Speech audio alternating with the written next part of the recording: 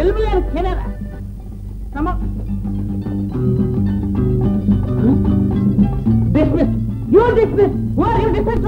కోపడకండి sir, మీరు dismiss అవ్వద్దు, ఆయన్ని డిస్మిస్ చేయొద్దు. మీరు ఇచ్చే జీతానికి ఇద్దరం కలిసే పనిచేస్తాం.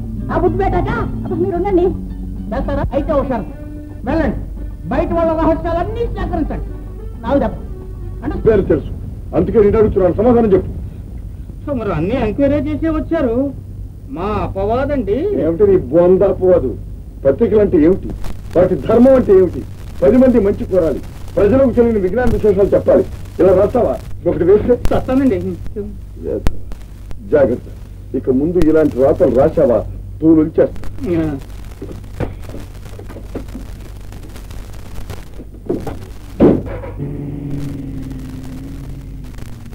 అపవాదంటే ఆటగా ఉంది కదూ, దబాయిస్తావే, చూపిస్తా. అక్క, ఏమిటిదంతా? తప్పే ఆ పేపర్లో పడటం పెద్దింటి పిల్లకి తగని మాట నిజం. కానీ నువ్వు ఇంత మండిపడాల్సిన పనేమీ లేదు. వాళ్ళిద్దరూ కాబోయే భార్యాభర్తలు. భార్యాభర్తల? అవును. అసంభవం. నువ్వు అలాంటి ఆశలు పెట్టుకోవద్దు. నా ఆశ కాదు తమ్ముడు, అవి తేనె పట్ల లాంటి లేత హృదయాల్లోని కోరికలు. ఓ, అది కూడానా? ముందుగా నాకెందుకు చెప్పలేదు? అంటే నువ్వు నా కూతురు గొంతుకోయదలుచుకున్నావన్నమాట. తమ్ముడు, ఎంత మాట అన్నావయ్యా? నీల నా బిడ్డ కాకపోయినా మరదలు చనిపోతూ నాకు అప్పగించిన బిడ్డ, దాని గొంతు కోస్తానట్ట. గొంతు కోయడం కాకపోతే ఏమిటిదంతా? పాల వంశంలో పుట్టిన నా బిడ్డను ఒక పాపాత్ముడి కొడుక్కి. తమ్ముడు, పొరపడుతున్నావు. పాపపుణ్యాలు జన్మను బట్టి ఉండవు, పెంపకాన్ని బట్టి వస్తాయి. వీల్లేదు, ఇది జరగడానికి వీల్లేదు. జరగక ఇప్పుడు అభ్యంతరం ఏముందయ్యా? అభ్యంతరం ఏమిటో ఇప్పుడే తెలుస్తాను. నీలా, నీలా, నీలా. అమ్మాయి గారు action sir, Venkat sir.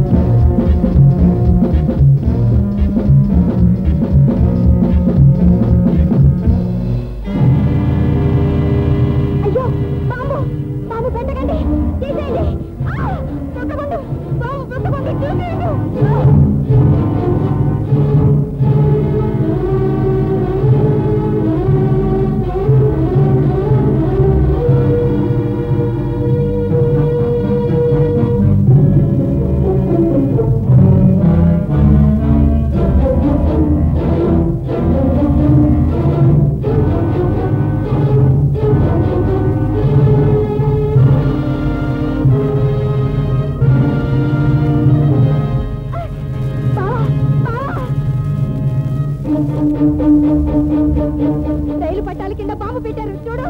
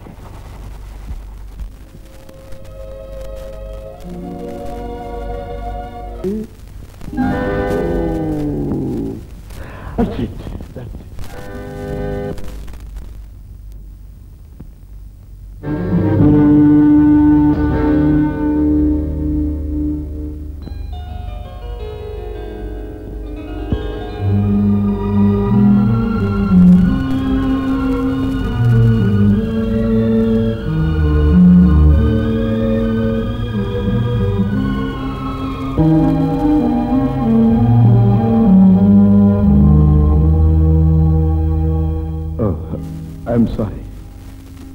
Bottle పగిలిన గాజు, విరిగిన బ్రతుకు అతుక్కు.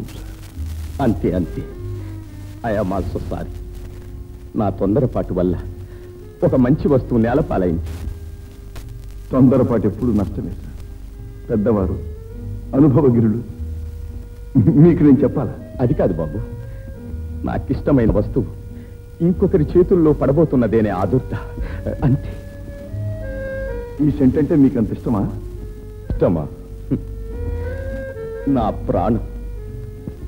ఈ సెంటు నాకు మధుర స్మృతి, నా మనస్సుకు హాయి కలిగించే తీయని కళ. ఓ, ఆ విషయం ముందే చెప్తే నేనే ఇచ్చుండేవాడినిగా. అలా అడిగి తీసుకునే అలవాటు ఇంతవరకు లేదు బాబు. కానీ నీ ముఖం ముందే చూచుంటే ఈ వస్తువు నీకే ఇచ్చి ఉండేవాడిని. ఏమిటి సార్ నాలో ఆ ప్రత్యేకత? ప్రత్యేకత కాదు, ఏదో ఆత్మీయత. నిన్ను చూచినప్పటి నుంచి నాకు అలాగే ఉంది. మిమ్మల్ని చూసినప్పటి నుంచి ఏమిటో విచిత్రం సార్. మన టేస్ట్ కూడా ఒకటే. అందుకే అన్నారు మంచి మనిషి, మంచి మనస్సు అని. మంచి, నేను మంచివాణ్ణే బాబు. కానీ ఏమిటి సార్?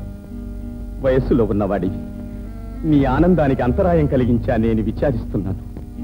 వయస్సులో పెద్దవారు తీరలేదే అన్న బాధే నాకుంది. పోనీ మీకెందుకు బాబు ఆ ట్రబుల్? నేనే వచ్చి తీసుకుంటాను. వస్తాను. సార్ సార్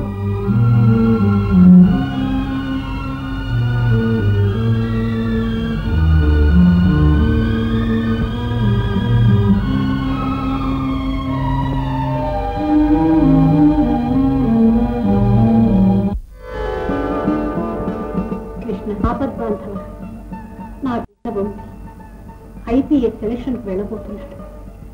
నీ దయవల్ల ఈ ఇంటర్వ్యూలో సెలెక్ట్ అయ్యి ఆయనలాగా పెద్ద పోలీస్ ఆఫీసర్ కావాలి. న్యాయాన్ని రక్షించి నిజాయితీ పరుడు అనిపించుకోవాలి.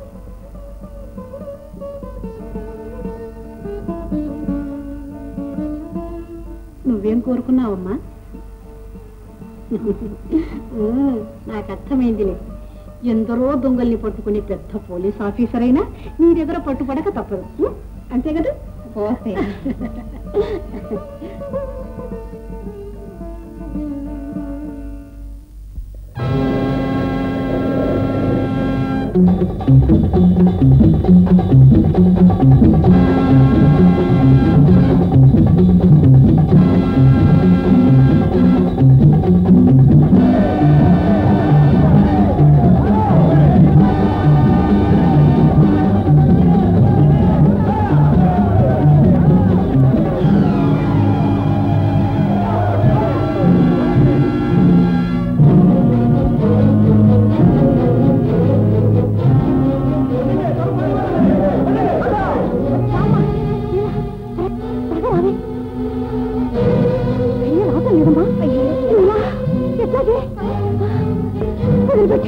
అన్నయ్య